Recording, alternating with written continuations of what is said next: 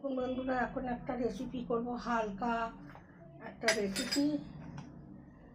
তেল ঝাল মশলা বাদে এক বাটি চিঁড়ে আছে, একদম পরিষ্কার চিঁড়ে, দোকান থেকে কিনে এসে সুন্দর চিঁড়েটা। তারপর এতে দেবো দুধ,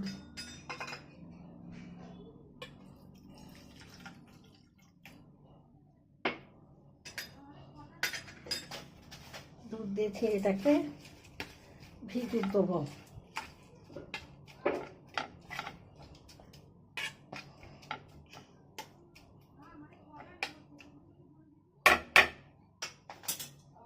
আর একটু দুধ দেবো।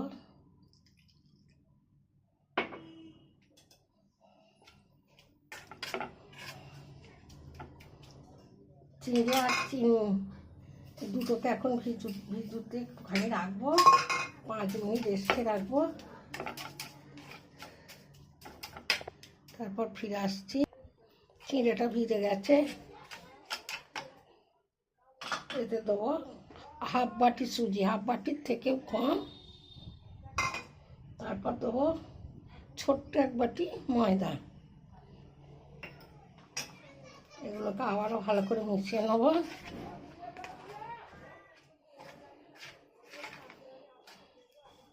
একটুখানি জল দেবো।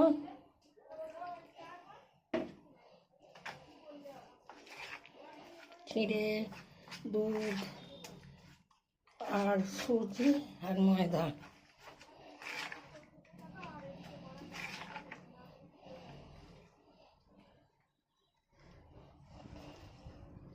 একটা ডিম দেবো।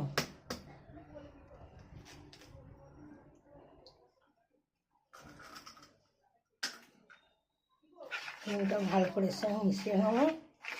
একটু নুন দেবো সামান্য,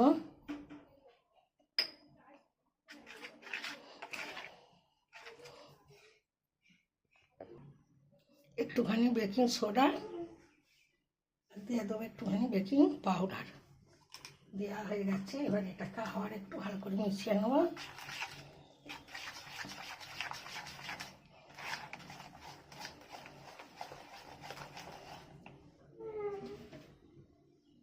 একটুখানি জল দেবো।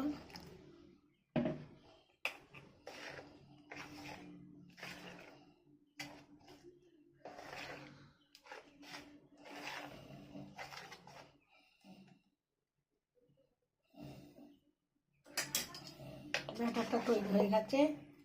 চিড়েগুলো একটু গোটা আছে, ওতে কোনো অসুবিধা হবে না। এটা মিক্সারে দিয়ে নিই আমি।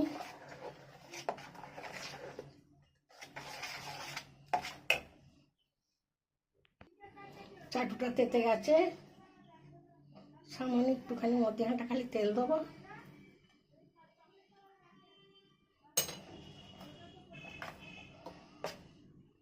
ব্যাটারটা 1 হাতা দিয়ে দেবো।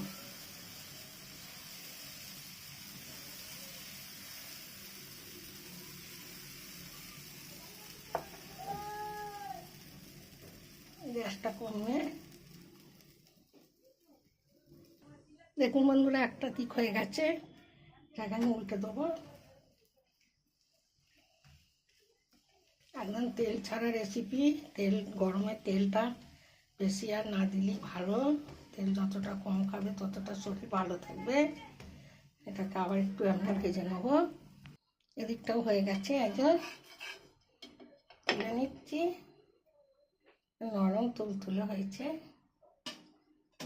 আবার একটা দেবো।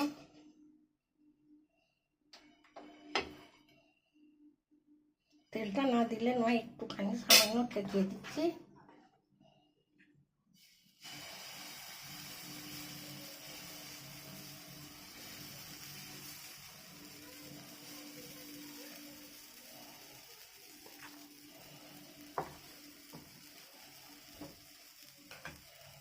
ঢাকা দিয়ে দেবো। দেখুন বন্ধুরা, এটাও হয়ে গেছে। কত সুন্দর হয়েছে, একদম পাউরুটি হয়ে গেছে।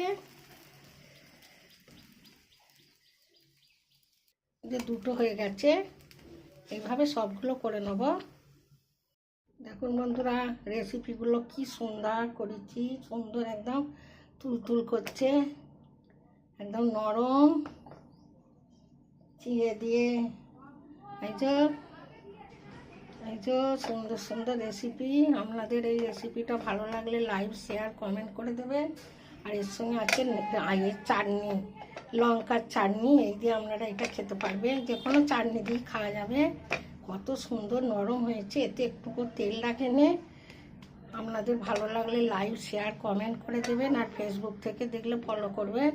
আমি এত কষ্ট করে রেসিপি করি, আপনাদের কি একটা সাবস্ক্রাইব করে দিতে ইচ্ছাও করে না, যে তবে করছে এত কষ্ট করে, গরমে কত কষ্ট গরমে, কিন্তু কি করব, করতে লেগেছি তাই জন্যই করি। কিন্তু আপনারা সাবস্ক্রাইব করেন না, ফলো করেন না, শেয়ার করেন না, লাইক করেন না। আসছি অন্য রেসিপি নিয়ে। আপনারা ভালো থাকুন, সুস্থ থাকুন। কত সুন্দর হয়েছে। এইটা লঙ্কার আচার, এইটা দিয়েও খেতে খুব ভালো লাগবে।